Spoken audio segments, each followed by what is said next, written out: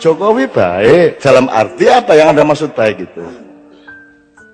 Apa mereka penjahat? Ya enggak. Apa mereka mencuri? Ya enggak. Mungkin ada kekeliruan-kekeliruan kecil, ada keraguan-keraguan kecil, ada kekalahan terhadap nafsu, ada rasa tidak tahu malu menawar-nawarkan diri, yaitu itu urusan lain. Kalau kayak kita ini kan, Anda kan enggak tega menawarkan diri toh. Gitu loh, enggak. Aku loh. Apik loh tadi presiden aku loh. Wis to, percaya kowe ya. Aku sok blusukan aku. Gitu. Nah, ada yang enggak, itu kan soal enggak tahu malu gitu. Enggak ada masalah. Tapi kalau baik-baik semua, masalahnya Mas, Indonesia ini tingkat komplikasi masalahnya sedemikian ruwetnya sehingga tidak cukup hanya dipimpin dan diatasi oleh orang baik. Nek wong apik tok malah Mas, yo apik, kuat, sekti, ra iso ditembak, ora iso sedih, rada edan, wani nekat, karo Gusti Allah cedak, ngono Mas. Nek ora lengkap kuwi ra iso Mas.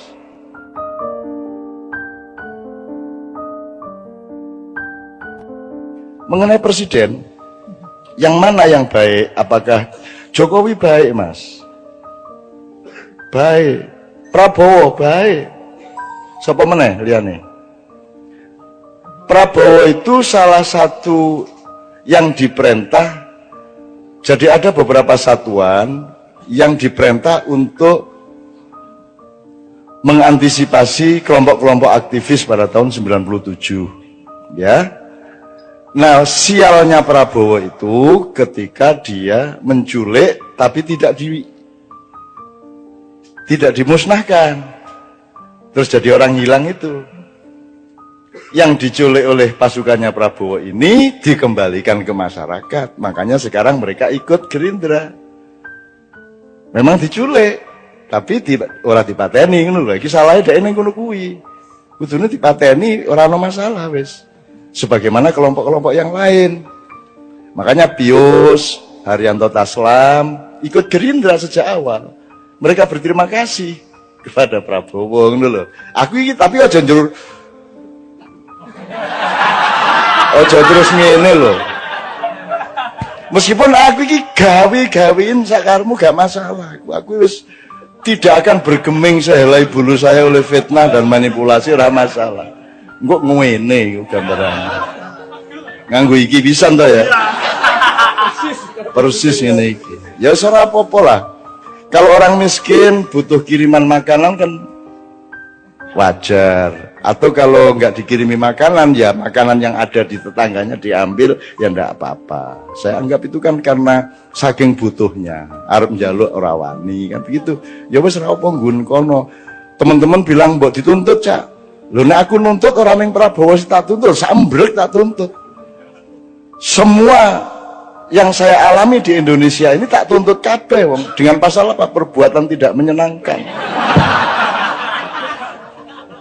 Endi sing nyenengno?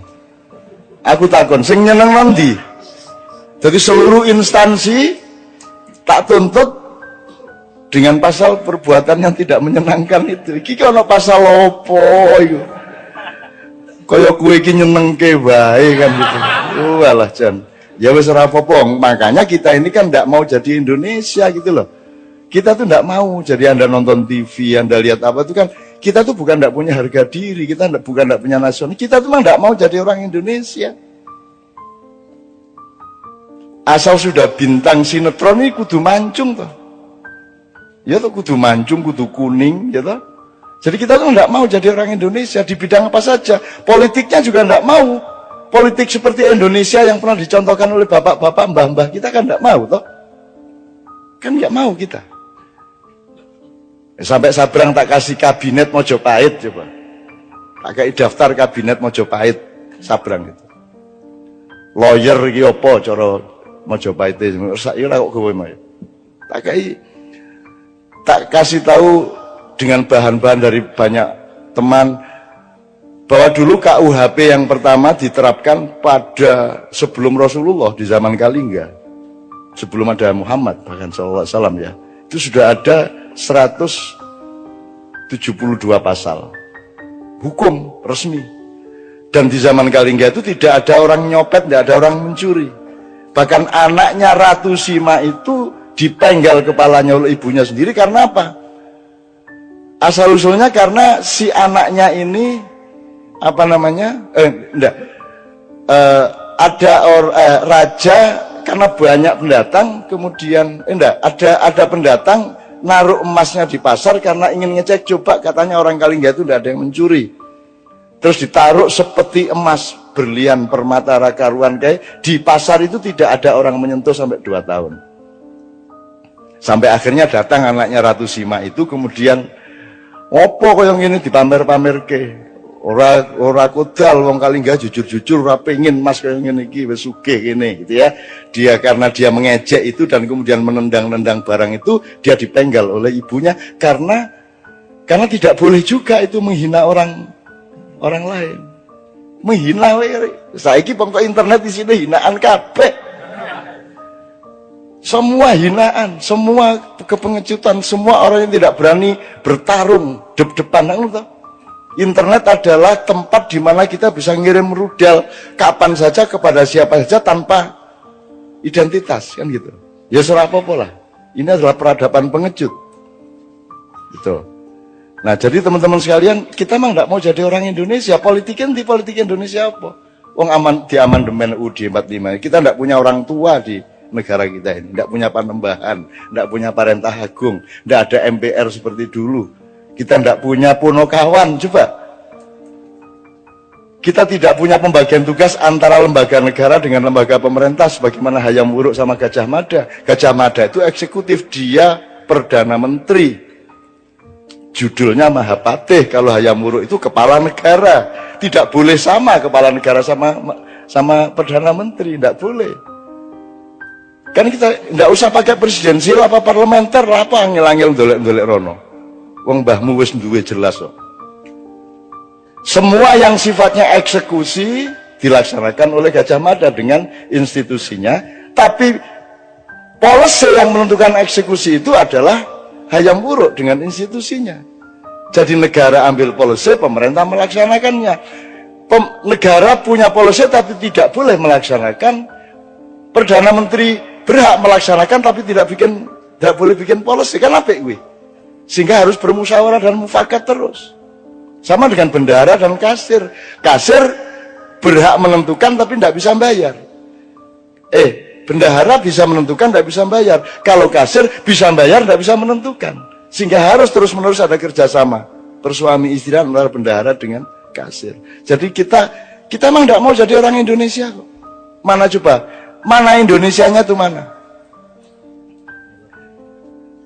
I love Indonesia. Wong menyatakan cinta nang Indonesia orang nggo basane dhewe coba.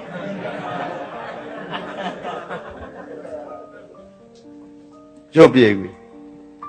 Yang saya temukan ya banyak Indonesia yang nyun sewu lah, aku ora pamer lah. Anda ini Indonesia. The Red itu Indonesia. Itu Indonesia. Ngono kuwi wong Indonesia yang ngono kuwi. Nek arep sadis kene tak dudui sadis, ya ta? Nek arep cuklek sikile kene, tak pecah. Diancam dicuklek sikile bul pecah kan wong Indonesia lah ngono kuwi. Arep main kok nengen liwat kiwa nyet ngono kae ta. Ah kuwi ta. Itu orang Indonesia. Ndak ada dimanapun di seluruh planet, ndak ada. Ada orang naik motor mau belok kanan seko kiwa nyit. Ono mobil-mobil motor diliwati kabeh. Itu hanya sok-sok mobil bareng. Mobil ya wani. Nyit ngene iki motornya wani. Dan itu hanya orang Indonesia. Jadi orang Indonesia itu orang yang dahsyat, cuman tidak diberi peluang untuk tidak dirantai. Dia selalu dirantai sejak kecil. Nah, Anda bermakyah ini, Anda mengurai rantai di kaki Anda, dan Anda menjadi manusia merdeka. Anda mengenali diri sendiri sehingga Anda bisa menentukan siapa presidennya karena engkau mengenali dirimu sendiri. Begitu kata anak saya tadi, Mas. Ngono, bapak anak itu komposisinya luar biasa. Wow. Kowe ngerti piye carane angel iku ndidik anakku sehingga iso komposisi intelektuale kaya ngono kuwi. Angel kuwi. Angel tenan kuwi. Tak sengsarake suwe kuwi. tak buat nang Kanada atau tak tilii ya bukan mau gue rasa bahasa Inggris ning luar negeri golek kos dhewe golek kuliah dhewe ngono akhirnya nunut ning masjid ya ben wae nah, anakku bapakmu luwih sengsara mbiyen nah ngono ta ada enake bapak ning ngono kuwi sak sengsara-sengsaramu iso luwih sengsara bapakmu le ngono kuwi kalah anak pokoke kalah nyana ora arep menang piye. Jadi baik Mas, Jokowi baik dalam arti apa yang Anda maksud baik itu? Apa mereka penjahat ya enggak? Apa mereka pencuri ya enggak? Mungkin ada kekeliruan kecil, ada keragusan kecil, ada kekalahan terhadap nafsu, ada rasa tidak tahu malu menawar-nawarkan diri, yaitu itu urusan lain lah. Kalau kayak kita ini kan Anda kan enggak tega menawarkan diri toh. Itu loh enggak. Aku loh apik loh tadi presiden aku loh wis to percaya kowe ya, aku sok blusukan aku gitu. Nah ada yang enggak, itu kan soal enggak tahu malu gitu, enggak ada masalah. Tapi kalau baik-baik semua, masalahnya Mas, Indonesia ini tingkat komplikasi masalahnya sedemikian ruwetnya sehingga tidak cukup hanya dipimpin dan diatasi oleh orang baik. Nek wong apik tok malah Mas. Yo apik, kuat, sekti, ra iso ditembak, ora iso sedih, rada edan, wani nekat, karo Gusti Allah cedak, ngono Mas. Nek ora lengkap kuwi ra iso Mas. Nek kowe iso ditembak, kowe ditembak sedelat wae. Gitu loh Mas. Ini Indonesia, ini real ini. Gitu loh.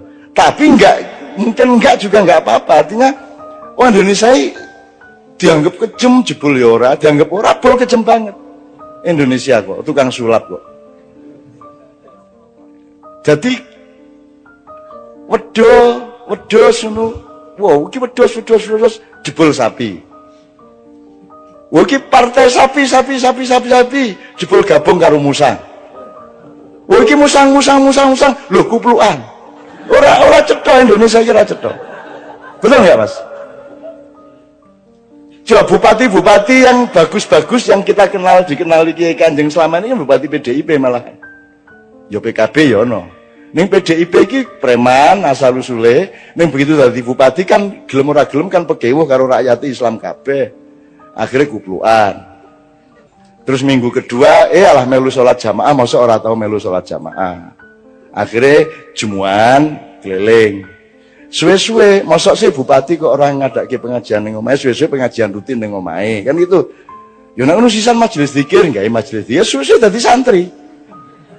Gitu loh Mas. Jadi wong Indonesia iki orang nganggo teori ngono-ngono kuwi. Jadi di Indonesia itu warung soto dodolane pecel. Ya ra Mas? Bapak, ya ta Mas? Kan misalnya naik PKS kan partai Islam, inspirasinya dari Ikhwanul Muslimun, ya toh, berarti nanti akan mempresidenkan, mencapreskan orang yang memang karakter dan ideologi dan keislamannya yang memang kondusif terhadap PKS, kan gitu kudune. Wong nek dodol soto ki ya, nek warung soto ya dodol soto. Saiki ora.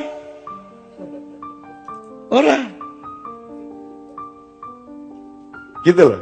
Saiki iki sapa wae iso karo sapa wae. Sapa wae iso dadi apa wae. Kan ngono to Mas. Sing dadeni sing endi ngono wae to. Gitu loh Mas. Jadi kalau yang disebut kebaikan pribadi baik-baik semua, sapa sing ndak baik? Ya sopan, ya apik, ya pinter. Tapi kan masalahnya tidak sesederhana itu di Indonesia. Kita ini membutuhkan pemimpin yang menurut teori yang kita tahu. Tapi kalau Allah mau bikin sesuatu yang di luar dugaan kita ya mau apa? Gak ingin kok kungfu panda sing dadi presiden. Kata ora iso apa-apa jebul sing dibutuhke malah sing ora iso apa-apa arep piye kowe? Misale bal-balan iki kok ora ana iki ana pemain siji kok ora melayu to. Ning mlaku rono mlaku rene pemain lawan kan bingung. Iki kok pemainnya ora tau nguber bal, ora tau dikai bal kan lawan bingung. Nah, ketika lawan mulai mikir bingung, ada pemain lain tiba-tiba nerobos masukin bola, kan bisa gitu. Hidup ini sangat luas. Justru presidennya nggak cocok sama eskalasi pemikiran kita, mungkin ya nggak ada masalah.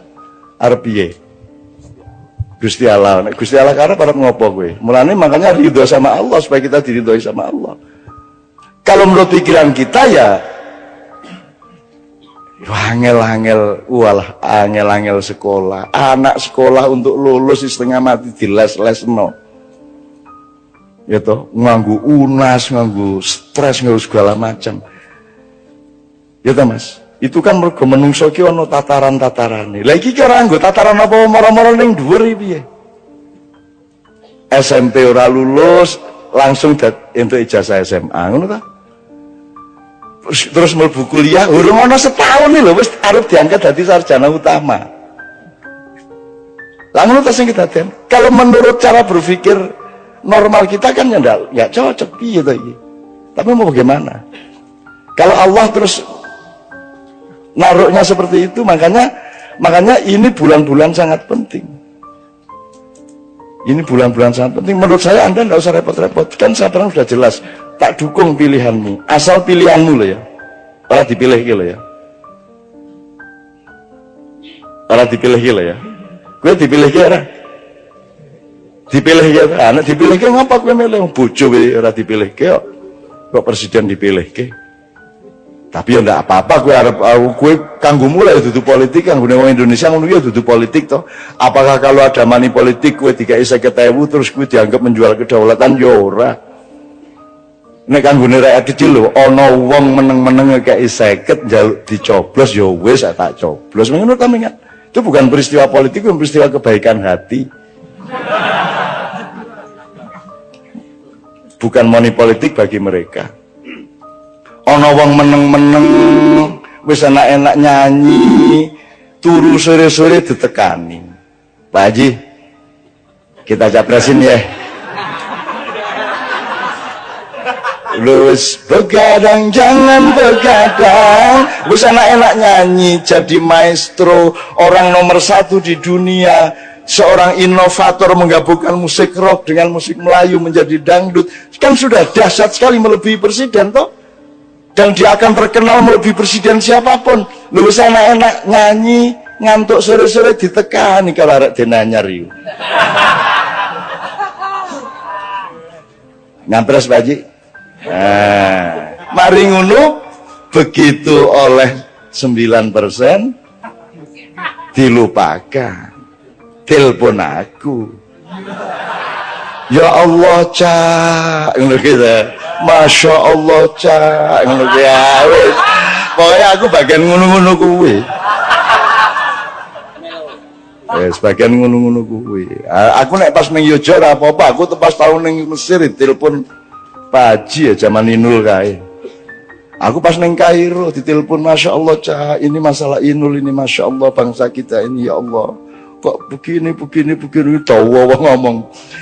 Iya anak ini mau nangis Ustadz, Masya Allah, soalnya ini di Kairo dan pakai celang bongkar ya, aku gak sembayar ya ini. Orang baik sekali, Romai Rama itu orang baik sekali. Saya sering nangis sama dia berdua ngerasain ini itu. Itu orang baik sekali. Sedemikian baiknya Romai Rama itu. Dan orang sebaik itu jangan jadi presiden. Ngerti ya? Ngerti ya Mas ya? Jadi parametermu salah. Yang dibutuhkan tuh kelengkapan karakter yang berlabirin-labirin. Wah iki kudu dadi pawang, kudu dadi macam-macam wis pokoknya ya satrio itu lengkap juga ya, intelektual ya, jagoan ya apa. Ning ya pinandita nek jarine Ronggo Warsito. Pinandita itu artinya dia juga seorang negarawan, dia juga punya kebijakan, dia punya wisdom, dia punya rohani, dia punya apa namanya? Kawaskitan, lantip, waskito kan begitu. Tapi itu juga tidak cukup, dia harus punya tali sambungan dengan Allah, sinisian wahyu. Ane Gusti Allah iki arep ngkai wahyu sapa apa nyambung karo sapa? Saya arep beda. arep ngopo kowe? Upama presidennya sekolah ndong ya ben wae. Nyewa gitu kan, sewa 5 tahun. Upamane njur rong sasi kok orang genah santet, ngono kan. Upamane loh ya. Jadi menurut saya Anda jangan jadi beban, semua itu jangan jadi beban. Andaikan pun Anda punya ketidakenaan sama kiri kanan ke orang nyoblos, ya wis kowe nang TPS coblosan sakarepmu. Kowe arep milih sapa kuwi padha apike kok. Padha wae. Nek soal mengatasi masalah, ora iso ngatasi masalah. Brang, tolong nanti kalau ada waktu ngomong mengenai konsep mudzakkar muannas, feminin dan maskulin, karena presiden Indonesia itu harus muannas, harus feminin, harus mau ditekan-tekan oleh Amerika. Makanya sebelum jadi presiden itu sowan ke kedutaan besar Amerika. Karena kita ini provinsi keberapa, negara bagian keberapa, Brang? Itu kalau Prabowo terlalu maskulin, tidak disukai, kan gitu kan? Dia maskulin, dia yang nek maskulin ini segala sesuatu sing menanam, yang mengambil keputusan dan menanam, gitu. Nek feminin itu yang ditanami, cetok tak gue? Ngalami tak gue? Kejaba imam ora paham iki. Nah, Indonesia itu kerjanya ditanami oleh infiltrasi pemikiran IMF, Yahudi apa saja, kita tinggal mau. Freeport diperpanjang sampai tahun 41 segala itu kan karena kita feminin. Nah, presiden kita besok harus feminin, dalam arti yang akan didukung oleh sekutu internasional itu yang feminin, bukan wong ngene-ngene njur kuru ora. Feminin itu artinya dia tidak akan bersikap nasionalistik, dia tidak akan mengatakan go to hell with your aid. Amerika disetrika, Inggris dilengges. Nek wani ngomong ngono langsung disikat kowe. Iku zaman Bung Karno biyen. Makanya Bu Mega harus cari orang yang kayak bapaknya. Kalau ndak seumur hidup beliau akan menyesal. Karena bapaknya sudah menangis-nangis. Sekarang ini nun kandhanono anakku.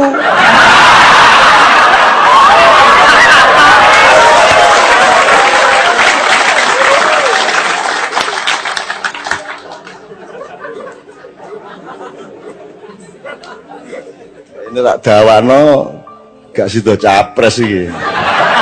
Ya tak omongno ndek ndi gak sido capres lah apik kabeh ya ini.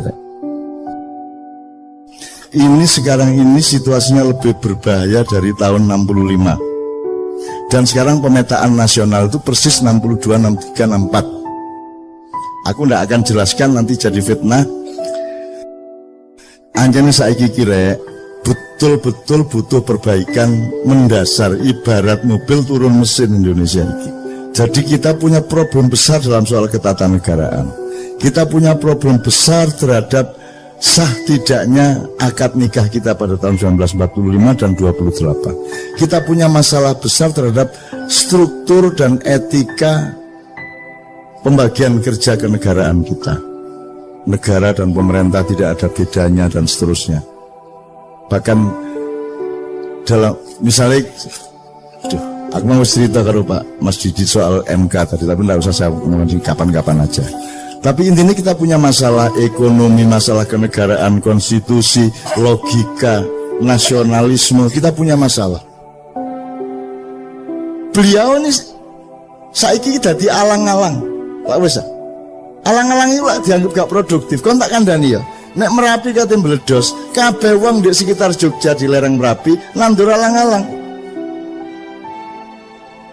Kok nandur alang-alang?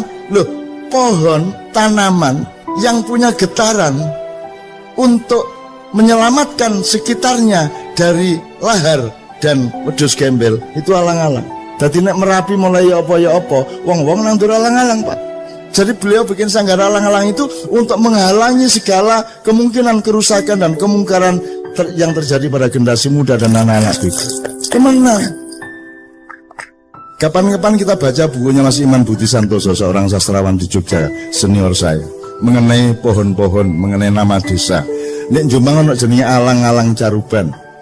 Ya, ono meneh Pengalangan. ono meneh. Jadi itu semua ada riwayatnya. Semua desa-desa di Jawa itu punya nama-nama pohon. Nama pohon itu banyak dijadikan lambang atau hikmah atau ilmu dari teritorial. Itu Mas ya. Oke. Tak persingkat gini Mas Didit ya. Saya sangat paham pemikiran Anda. Dan saya bukan tidak setuju. Kita semua standby untuk tutwuri handayani ya monggo, nek anjane sing penting iku untuk ing madya mangunkarsa ya ayo, untuk ing ngarsa sing tulodo ya ayo, gak masalah. Nek anjane tepatnya seperti itu, ndak ada masalah. Dan memang wis wayahe. Kita butuh kongres nasional kenegarawanan Indonesia misalnya. Tak ceritani ini. Tak mulai Pak Harto ya. Zaman Pak Harto jauh sebelum reformasi, jauh sebelum ada rame-rame di Jakarta, saya menerbitkan selebaran. Judulnya Kita Memerlukan Dewan Negara, TNI Harus Berpihak Kepada Rakyat. Yang nyetak Zaki, yang sekarang manajer Kiai Kanjeng. Zaki dicak iki wanita ngomong ini iki. Ya. Besok Zaki ada dengan Kiai Kanjeng di Gresik. Takono. Zaki rodok ndredeg iku. Cak wanita musuh Pak Harto kaya lho. Aku gak musuh Pak Harto, aku iki ngomong sing bener iki ngene. Kita cetak. Dibutuhkan Dewan Negara.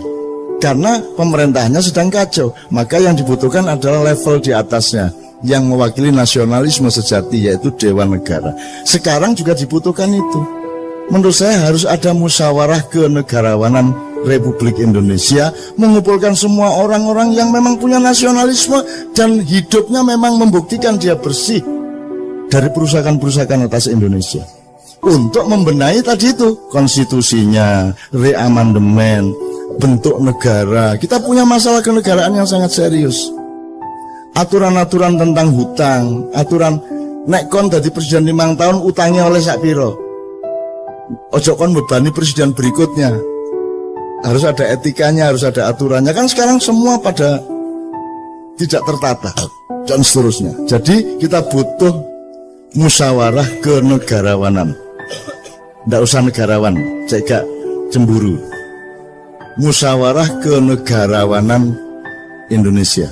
Wong tuwek-tuwek, wong sing murni-murni ngelompok memberi rekomendasi, dan gak perlu metoto-metoto, gak perlu sumbar-sumbar, dan gak musuhi sapa-sapa. Ini untuk mencintai bangsa Indonesia dan menjaga tanah air Republik Indonesia yang Allah kasih ke kita dan harus kita rawat sebaik-baiknya. Satu ya. Saya bikin selebaran Dewan Negara itu ya kira-kira tanggal awal Mei. Terus padang bulan pas tanggal 12 Mei di Jombang, Menturo. Terus aku pamit, Rek, iki aku menenang Jakarta soalnya kok beberapa hari ono goro-goro di Jakarta. Kemudian terjadilah penembakan Trisakti besoknya. Kemudian terjadi pembakaran-pembakaran, penjaraan-penjaraan sampai ke Surabaya, sampai ke Makassar, dan terutama di Jakarta. Sampai akhirnya kita kumpul yang 5 orang itu, Anda tahu, Cak Nur, saya, Pak Melik Fajar, Imam Utomo Dananjaya, sama Pak Sudrajat.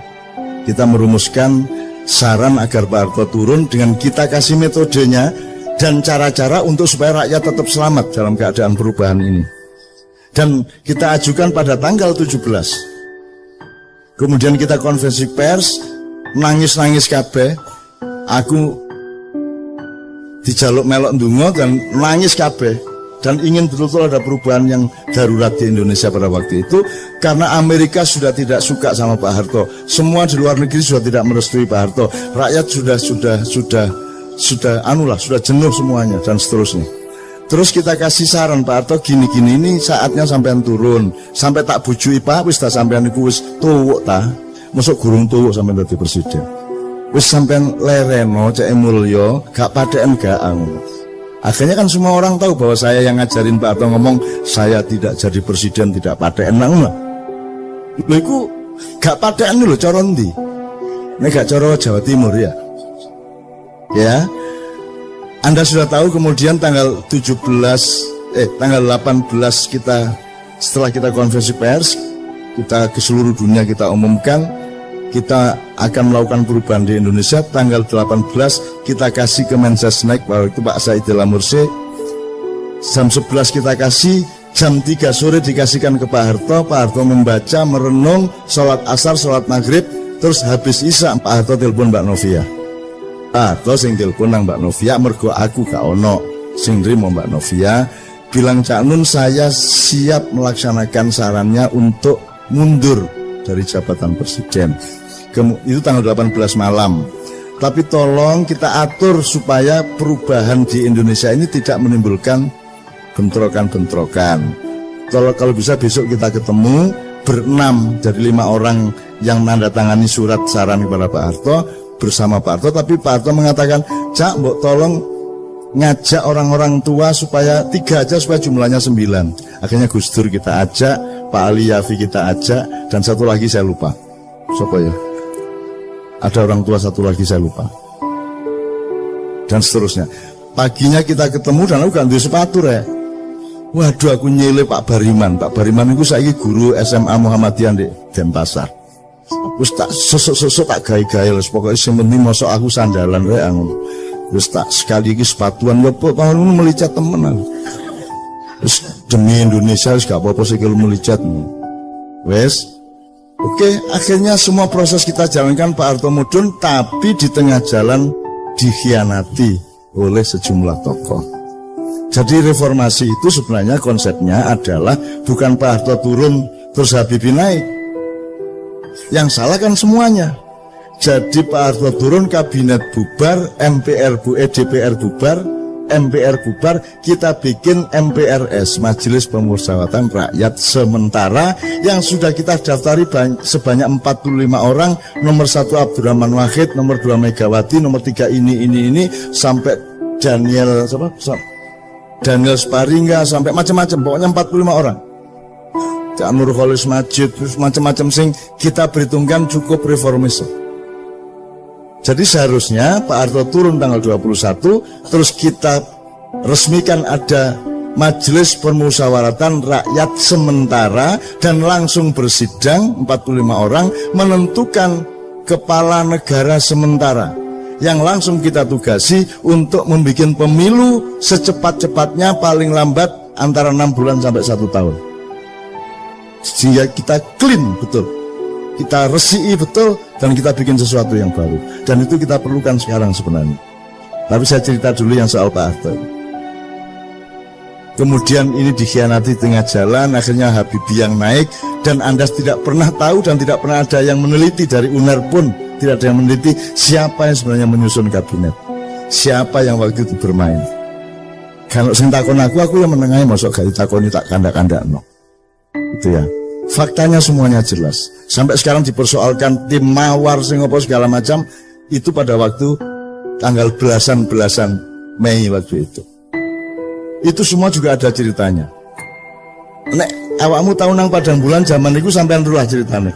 Ya, pada waktu itu siapa yang datang ke sana, saya lindungi sejak dari Juanda. Aku nyusul di Juanda itu, aku mlebu pesawate. Jadi dia mlebu pesawat ono aku. Loh, kok di sini Cak? Oh iya re, kepala bandara ya. Mboyo apa ceritanya, pokoknya aku ndek ngarepe pesawat iku, ndek ngarepe lawang dibuka terus ono ondo mudun iku, aku ndek kono. Soalnya aku nyusul ndek bandara malah masalah. Engko diketok uang, ketok wartawan segala, aku langsung ndek pesawat itu. Carane runu ya apa urusanku. Kemudian teman sekalian, ada satu lagi, ada saat-saat darurat di mana PDIP pasti menang untuk memilih Megawati jadi presiden pada periode sesudah Habibie. Tapi wong Islam ya wis gatel, wis gak kuat. Islam ya wis kudu berperan. Maka orang Islam mencalonkan Pak Habibie. Iki karo-karone gak siap untuk kalah. Nek wong Islam kalah, wong Islam yo gak ikhlas. Nek PDIP kalah, PDIP yang ngamuk. Maka kita inisiatif. Dalam satu hari saya menemui P3 ketuanya dan Golkar ketuanya, karena besok akan memilih presiden di MPR untuk memilih Habibie atau Megawati. Pokoknya tidak lama, 20 menit sama setengah jam. Terus saya malamnya datang ke Pak Harto. Saya minta Gus Dur rapat dulu di rumah Gus Dur. Gus, iki wayahe wong tuwek sing mimpin saiki. Nek sing mimpin wong loro iku engko sing iki gak trimo, sing iku gak trimo. Kudu sampean sing maju. Sampean iku sultane. Karena Gus Dur bilang, "Cak iki nek ketoke sing cocok Sultan Jogja." Ngono. Soalnya nek Mega engko yo ngamuk, wong Islame engko nek Habibie yo ngamuk, wong PDIP ne ketoke sing netral Sultan. Aku ketemu Gus Dur awan-awan. Terus aku ngono, "Gus, nek Sultan aku gak melok nyewangi lho, Gus. Aku ro Sultan Jogja lho. Nek menurut aku durung wayahe dan gak cocok. Lah nek ngono sapa cak sing netral? Ya Sultan sing luwih tuwek, sing temenan. Sapa? Sultan Abdurrahman Wahid." Loh iya Gus, sampean niku turunan ke-9 Pangeran Benowo yang seharusnya menjadi Raja Pajang setelah bapaknya yaitu Mas Karebet atau Sultan Hadiwijaya. Tapi kan sampean tidak kerasan sama konflik antara Sutowijoyo dengan bapak sampean. Terus Pangeran Benowo pergi membuat pesantren di daerah Banjarnegara Banyumas. Nah saiki wis wayahe Pangeran Benowo turunane nang istana. Sampeyan Gus saiki wayahe. Tuh, sadurunge aku ketika dulu saya mau mengupacarai Pak Harto untuk husnul khotimah, wiritan, sholat di masjid DPR, kan gagal Mas. Gagal tuh artinya aku gak, karena koran-koran memberitakan secara sangat dipelesetkan. Aku ngomong ikrar husnul khotimah. Nah Islam pakai husnul khotimah tuh konsep utamanya. Tapi di koran nulisnya pertobatan nasional Soeharto. Loh, duduk pertobatan nasional husnul khotimah. Dan Allah loh yang nawari husnul khotimah. Iku mergo nek uangku ya elek barang. Maka dikei akhir yang baik, husnul khotimah. Akhirnya aku muring-muring, pertemuan saya batalkan di DPR pada arek maknya wis ambrek teko ndek kono. Saya bilang sama wartawan, pertemuan saya batalkan, Pak Harto saya larang datang. Terus aku telepon Pak Harto di depan mereka. Pak, sampean enggak usah rene. Sampean cukup wiritan sing iki karo sembahyang 2 rakaat saiki. Sembahyang duha. Jam 9 esuk. Saudara, saya tidak akan adakan pertemuan karena Anda tidak percaya kepada proses ini. Saya persilakan Anda sekarang mengadili Soeharto. Kalau Anda berhasil mengadili Soeharto, potongan kupingku. Karo wedi aku. Waduh, nek iya temen, ganti kuping gak aku. Tapi tak teka-teka to ngomong, potongan kupingku nek kon iso ngadili Soeharto. Dan Soeharto sudah siap diadili. Wis tak gaeno konsep. Saya Soeharto, mantan Presiden RI, siap untuk tidak menjadi presiden lagi. Nomor 2, saya siap untuk tidak ikut campur pada setiap pemilihan presiden. Nomor 3, saya Soeharto siap diadili oleh pengadilan negara untuk mempertanggungjawabkan tugas saya 32 tahun. Nomor 4, saya Soeharto kini siap untuk mengembalikan harta benda yang menurut pengadilan negara adalah bukan milik saya tapi milik rakyat Indonesia. Pak Harto tanda tangan. Pak Harto tanda tangan. Diwaca nggih Cak, tanda tangan langsung. Wis kari kok adili.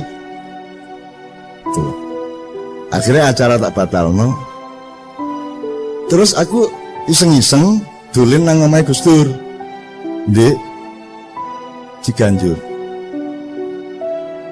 Tak ceritani ngene Cak. Minggu ae Pak Harto tak jake nang Masjid Istiqlal, engko sampean teni ndek kono engko dipuacarakno ndek kono husnul khotimah. Loh, Gus, aku gak ngongkon lho, aku gak njaluk lho, Gus. Iki sampean wis dikarep. Iya ta, Cak, wis gak apa-apa, sampean rono dhisik ngomong sampean ndek lor, aku ndek kidul. Engko aku sing nyusul Pak Harto, kok kira-kira jam 10 wis ndek Istiqlal. Ngono. Terus seneng to atiku. Seneng. Terus mari ngono wartawan nyerbu. Gus, katanya mau bawa Pak Harto ke Istiqlal, kata Cak Nun tadi di luar gini. Biasa Cak Nun wis ngono iku nek ngomong. Lho ya apa sih Gus Dur iki? Ya aku karo Gus Dur iku anu rek, kanca rek. Guyon, memel. Aku karo Gus Dur gak tau ngomong serius. Cerita sing gak ngono. Wes pokoke memel ngono iku guyon jombangan iku. Karena aku gak ono formal-formal, itu sahabat saya. Jadi pokoknya intinya Mas, terus aku kepeduk Gus Dur sebelum pemilihan beberapa jam, dan saya bilang sama Gus Dur, Gus sampai tadi presiden insya Allah, enggak sore. Kan wilayahnya malam Mas. Untuk sore. Tiap aku njaluk loro Gus. Mergo aku sing usaha, aku sing njaluk P3 kudu milih Gus Dur. Golkar kudu milih Gus Dur. Nek kalian berdua akan mengalahkan PDIP. No. Masalahnya bukan saya tidak setuju Megawati, cuman situasinya tidak memungkinkan. Saiki kudu wong tuwek sing mimpin Indonesia, itu situasinya pada waktu itu. Mulanya aku menjaluk loro Gus Sarati sampean ngurusi Aceh temenan karena masih ribut terus Aceh. Nomor loro gak ono mistik, gak ono Nyai Roro Kidul. Sampean gak ruta tema iku di Indonesia. Nyai Roro Kidul jek ono terus, jek digawa-gawa terus. Tapi aku njaluk Gus Dur, Gus wis gak ono Nyai Roro Kidul. Terus Gus Dur jawab ngene karo turu e. Aceh gampang jak. Gampang ya napa wong gak beres-beres. Macam-macam tak tabok. Gus Dur wenteng enek ngomongin. Terus Nyai Roro Kidul ya apa lu? Wis tak SMS wingi cah. Ya apa ya? Ya apa Gus Dur? Wis tak lu di SMS ya apa? Tak kon jilbaban. Gus Dur iki lho, idene iki lho. Bayangno Nyai Kidul jilbaban seluruh gitu. Imajinasi nerjit nakale wong ya Allah guyu cekikan Gus sampean niku masyaallah wis nek swarga gak ono sampean lak gak enak swarga niku sangono wis sampean iki top wis ya iki bayangno Nyai Roro Kidul jilbaban niku dan seterusnya ya jadi presiden dia. Nah itu adalah momentum-momentum darurat Mas Didit yang memang perlu kita lakukan dan sekarang ini sebenarnya potensinya menuju ke situ. Itu yang sampai maksud tadi. Cuman saya ini kan orang yang tidak punya api. Aku gak ada nafsu. Bukan soal nyongok loh ya. Maksudnya saya tidak punya libido politik. Saya tidak punya sedikit pun gairah untuk mimpin negara. Presiden gak duwe blas. Gak duwe blas. Soge itu gak duwe aku. Aku seneng karo kon ngono to. Asik membicarakan sesuatu yang menggembirakan, menurut aku. Jadi gelandangan aku gak masalah, gitu. Jadi aku gak duwe nafsu materialisme, kekuasaan, popularitas gak duwe aku. Alhamdulillah gak duwe. Jadi saya tidak akan melakukan itu kalau saya tidak diperintah. Kalau ada perintah, nanti akan ada gejalanya, ada tanda-tandanya, ada ayat-ayatnya nanti. Gitu. Dan saya juga tidak GR bahwa saya penting di Indonesia. Anggitmu aku niku penting ta mak iyah iku. Indonesia kenal mak iyah ta gak? Gak kenal kok. Ojo GR petota-petota kaya iya-iya. Nah awakmu merasa api alhamdulillah, tetapi ojo merasa kon niku penting di Indonesia wong aku gak penting kok. Aku ngomong titik keliru untuk mereka ngono wis dientekno aku diitik-itik kaya ngono iku. Untung aku hanya seekor semut dengan setetes air menuju Ibrahim kan gitu. Jadi teman sekalian memang sekarang sudah saatnya seperti itu, tapi sudahlah kita bersabar, jangan khawatir.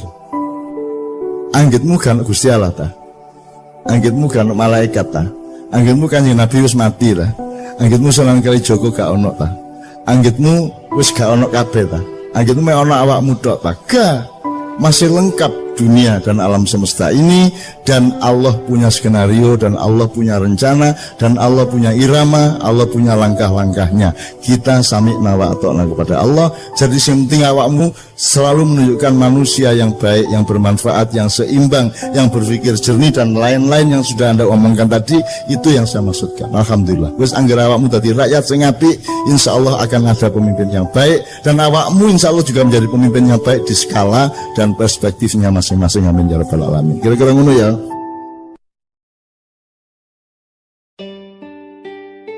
Saya punya beberapa pertanyaan, tolong dicatat. Kalau ada yang bisa menjawab sekarang alhamdulillah, kalau tidak jadi PR bersama. Hafal teks proklamasi? Ada yang hafal teks proklamasi? SMK sing hafal ya malahan.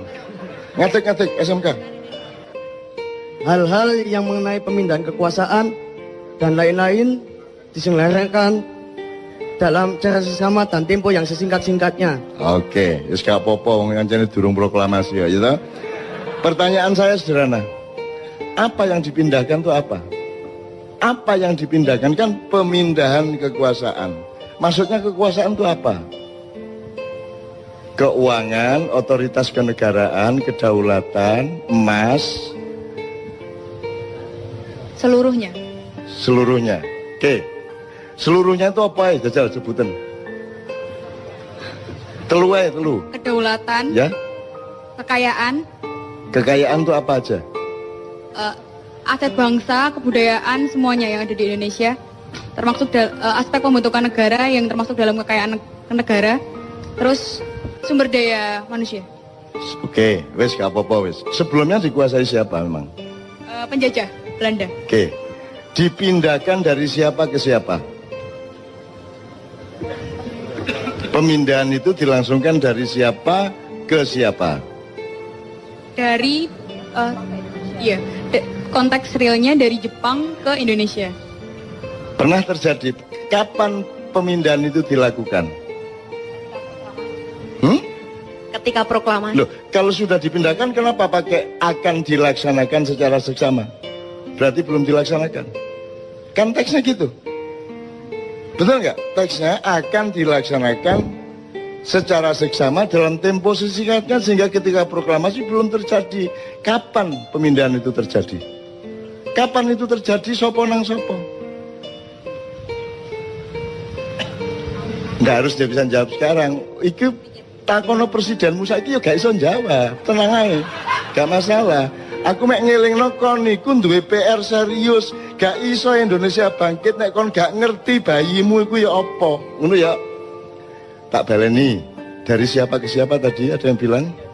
Dari Jepang ke Indonesia. Penjajah. Pernah Penjajah. terjadi? Pernah terjadi ini? Pernah terjadi? Serah terima pemindahan itu? Saya belum lahir, Cak Nur. Heh? Lah, anek jawabannya ngono. Iya, tadi kon kok sholat ping 5. Nah, kok jawabannya ngono meneh kon durung lahir ayo. Mbah Nun, Engko ya. Mbah Nun nun sewu, kula nderek tukar pikiran nggih. Iya. Terus ketika Jepang datang ke Indonesia, Jepang menjanjikan akan membantu proses kemerdekaan Indonesia dari Belanda. Sebenarnya yang mau dipindahkan kedaulatan itu dari Belanda ke Indonesia. Jepang itu janjinya mau membantu. Makanya dibikin BPU PKI, Badan Persiapan dan seterusnya. Oke. BPU PKI pada saat itu dia belum bikin secara detail negara ki koyo apa. Sing dibikin BPU PKI filsafat kemerdekaan. Sing dimaksud merdeka itu ya apa. Sehingga Oke. akhirnya tersusunlah proklamasi. Belum mikir undang-undang, belum mikir dasar negara, Iya. belum mikir struktur kabinet. Sing dipikir waktu itu BPUKI filsafat merdeka. Merdeka ki ya apa? Ngoten. Lah, setelah proklamasi Pak Karno matur tenggene teksin niku mau hal-hal di proses secepatnya dengan seksama. Hal-hal yang dimaksud itu banyak sekali. Bahkan sampai hari ini belum terselesaikan. Jadi setelah Jepang Ya. selesai itu kan Jepang kena bom. Jepang wis putus asa katanya ninggalin Indonesia. Itu variabel. Maksud saya, kamu tuh menjawab A dulu baru B. Ojo-ojo langsung kok ringkes kabeh. Jadi iku kedaden taga pemindahan itu. Pemindahan pemerintahan kedaden. Kapan? Dan terus di sidang PBB kan akhirnya Indonesia kedaulatannya diakui. Ya, tapi pemindahannya dari siapa ke siapa? Dari Belanda. Apakah Belanda pernah mengakui bahwa dia menjajah Indonesia? Belanda nggak mau mengakui, di Lah ya. PBB Belanda nggak Jadi- mau mengakui. Jadi ada terjadi pemindahan tagak kayak kon nyerano motor nang koncomu ngono lho. Ono tagak. Terjadi apa tidak? Secara teknis tidak. Lah ya, tapi terus secara apa? Secara pengakuan internasional mengakui Indonesia merdeka. Ya. Asli deh Belanda dewe ki yo gak Terus rela. gaya apa tag iku, Man? Gawe tek itu mah pertama menumbuhkan filsafat kemerdekaan dan rakyat itu percaya Indonesia itu wis merdeka rek. Saiki Indonesia merdeka. Oke. Ngono. Oke. Begitu dengan ini saya menyatakan ya, Nggih. wis merdeka ta iku? menurut pernyataan Pak Karno Wis merdeka. merdeka. Terus ono PR untuk memindahkan. Nggih. Nah, apa nih PR itu? Apa PR itu? Bukan kedaulatan, wis diproklamasikan kok ono PR, kok ono. Wis soal kedaulatan NKRI sudah beres dengan alinea pertama. PR yang belum selesai pada saat itu soal perusahaan-perusahaan Belanda, soal wilayah Ya, oke. negara Indonesia. Ya. Dan terakhir yang dipermasalahkan Belanda, utang-utangnya Belanda kon nyauri Indonesia. Ya. Saiki sudah dilaksanakan belum pemindahan itu? Secara teknis Belanda belum. Jadi gurung beres iki kemerdekaan. Gurung beres, nasionalisasi perusahaan-perusahaan sebenarnya Oke. belum beres. Jadi kon kok mantep urip Indonesia wong nikahe gurung beres kok. Wong iki apa akad nikahe gurung beres kok. Kok semoro duwe anak sauno kae iku lho. Itu yang saya maksud, itu adab yang belum beres sejak awal berdirinya NKRI. Kontroversi pendapatnya monggo ndak ada masalah ya, tapi ada yang belum beres dengan pemindahan kekuasaan. Nanti salah satunya tercermin pada pertanyaan berikutnya. Jadi ya, jadi ndak pernah terjadi toh itu.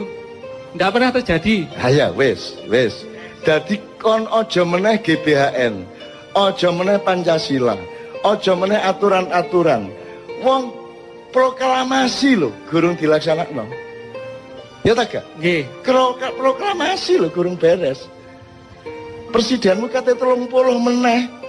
Nek akad nikahe gurung jelas, wis gak beres-beres. Makanya semua presiden yang ingin jadi presiden pahami dulu Indonesia ini siapa, urusannya gimana, yang PR-nya apa, yang belum beres apa, pahami dulu, baru bagusi mencalonkan diri jadi presiden.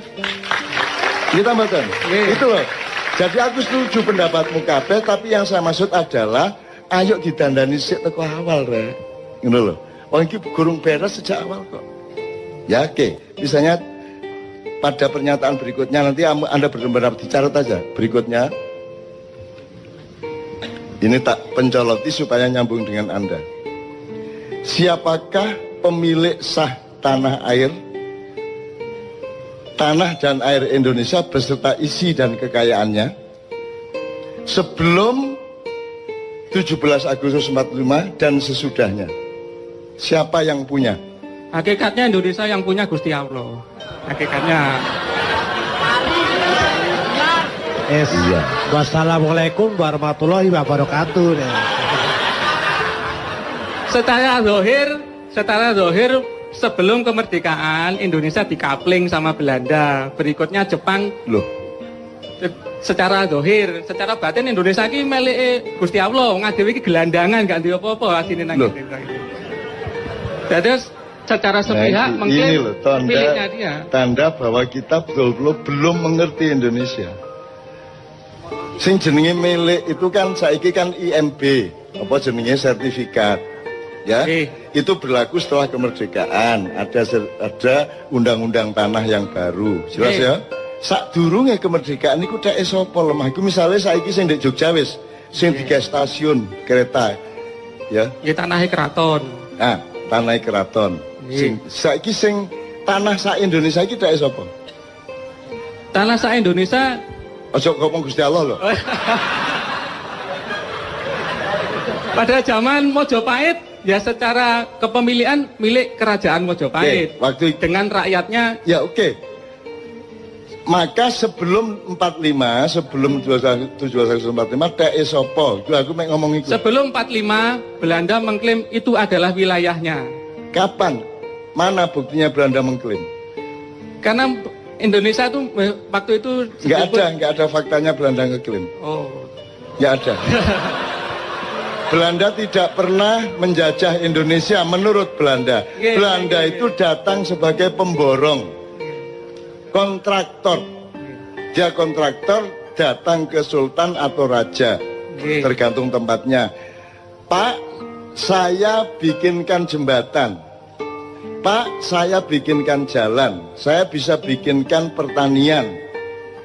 Pembagian pendapatannya segini sama segini, jadi mengontrak dia menurut mereka. Mereka tidak pernah menjajah kita, gitu loh. Nah, miliknya siapa? Kontrak itu dengan siapa? Kontrak dengan sultan-sultan, raja-raja Nah, yang jadi pada saat siapa yang memiliki tanah air sebelum kemerdekaan? sebelum kemerdekaan para raja dan para Ah, sultan. ngono lho, Kitmang sing tak ngenteni iku dae sultan.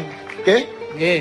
Sak Indonesia iki dae sultan dan raja-raja jumlahi kira-kira pira sultan dan raja? Mboten paham kula jumlahnya.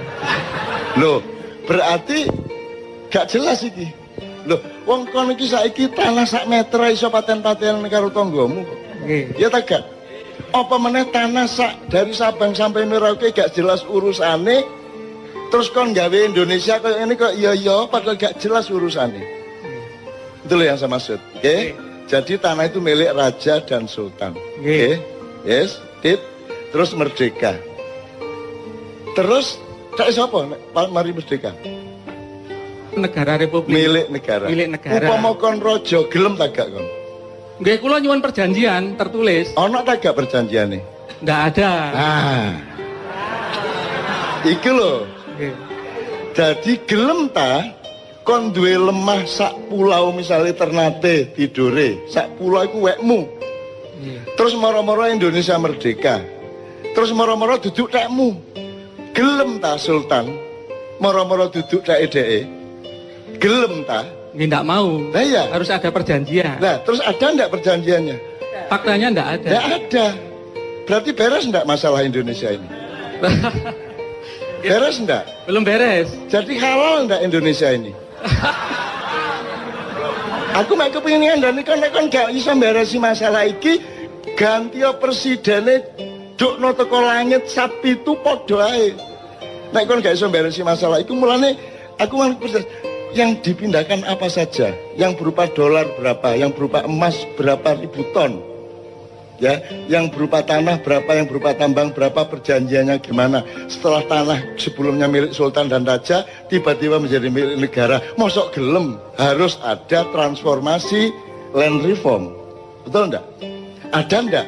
Land reform pada waktu itu nggak menyangkut perjanjian antara raja penguasa wilayah dengan presiden. Kok tidak?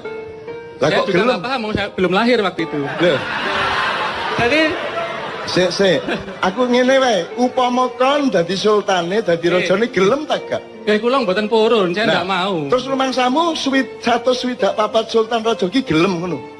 Ya nggak mau. Lah ndak mau. Kalau saya jadi rajanya ya nggak mau. Lah iya. Harus Nah, ada perjanjian. menurut sampean raja-raja Nusantara gelem tak gak? Nggak mau aslinya. Ah, aslinya ndak mau. Ya, contohnya konflik-konflik yang muncul. Makanya terus ngene lho, Dik. Yang kita ini nyari bersama, duduk aku berdebat karo kon. Oh, nggih, Kita nggih. mencari bersama. Golek api. Menurut kon, nek kon sing dadi sultan, moro-moro Indonesia merdeka, terus semua milikmu jadi milik negara. Lilo tagak kon. Mboten rela. Mboten. Kan jadi harus ada perundingan iki ya apa transformasi hak tanahnya bagaimana kan gitu. Nggih. Ada ndak? Nggak ada. Ndak ada. Berarti halal ndak ini sekarang? Saya bukan MUI yang memutuskan halal haram. Saya nggak berani jawab. Ngene lho, kon iku nek kate nang doli gak usah nang MUI sik. Kon langsung ro nek nang doli ku haram ngono lho. Mosok halal-haram ngenteni MUI. Begitu tidak sah, tidak logis ya. Curang berarti tidak halal ngono kok dadak MUI sih kon. Nggih, hakikatnya kalau kedua pihak ada sesuatu dan satu pihak merasa tidak terima, berarti itu nggak halal. Hakikatnya begitu. Makanya sekarang diatur ada nggak undang-undang konstitusi yang mengatur peralihan dari haknya sultan dan raja-raja seluruh Nusantara ini kemudian menjadi milik negara? Nggak ada. Nggak ada toh? Nggak ada perjanjian itu. Dadi iki apa iki nyolong ta, ngeklaim ta, ngerampok ta? Ya, kono ojo melok sedih, ojo melok dikeserang wong kono gak melok apa-apa kowe gak salah kok. Loh, saya juga ikut sedih, Pak, saya pegawai negeri ya. Oke, tapi jelas ya faktanya ya.